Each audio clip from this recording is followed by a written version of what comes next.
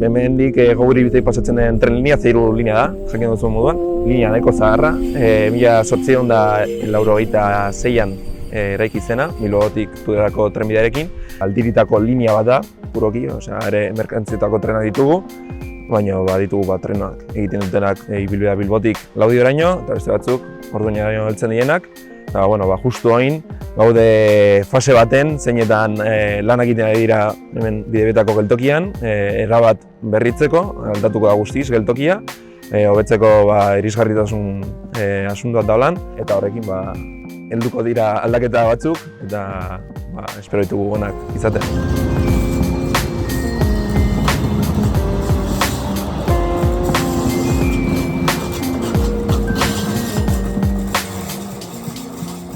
Hemen ditugu trenak, 446 serikoak dira, 1989koak lehenak, justu hemen Bilbo ditugunak 431koak dira, baina da nabaritzen zaie pixkat adina, bere garaian tren errevoluzionarioak izan ziren berez aldirietako zerbitzurako egin ziren lehenengo trenak, baina 31 urteekin nabaritzen zaie pixkat adina. Tren oso onak dira, bere garaian diseinuan denbora asko inbertitu egin zen, baina agian punturik txarrena irisgarritasun kontua da, ez dira batere irisgarriak. Oin, esan dute Sailburuak esan zuen pasaren astean Orduñako eta Bilboko geltokietan egingo zutela froga bat NASA pixkat igotzen trenaren nibeleraino. Ni adibidez Alemanian bizi nintzean, bertan ere zeuden tarte batzuk pixkat altuagoak zienak ahalbidetzeko irisgarritasuna dela.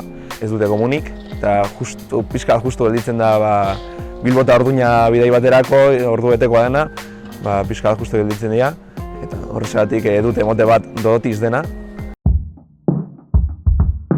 Horren urtetan zehar, nola Renfe erosi dituen tren berriak, zuresnak, Madrid eta Bartzelonako izango direnak, bertantik askatzen diren trenak hona etorriko direla. Eta badaude makinistak prestatzen beraien burua, 447 serieko trenak.